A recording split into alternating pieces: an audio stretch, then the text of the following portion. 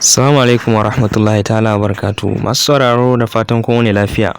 Kwana biyu ya ayyuka. Yau za mu kalla yadda ake iya blocking number ne.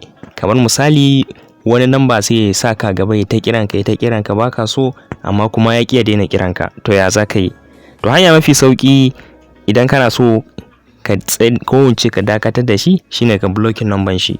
Yadda ba zai samu daman ci gaba da kiranka ba, ko da ya kira ka ba zai shigo ba.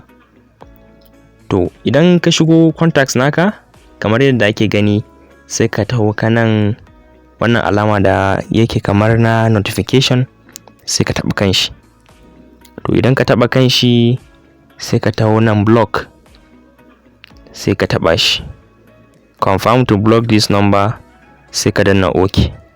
To kamar yadda kuke gani wannan number wanda aka rubuta Abdullahi yayi ja. To koda kuwa zai kira ka to kiran bare taba isowa cikin wayanka ba ma ballanta na daga ma hankali. To anan zamu dakata sai video na gaba.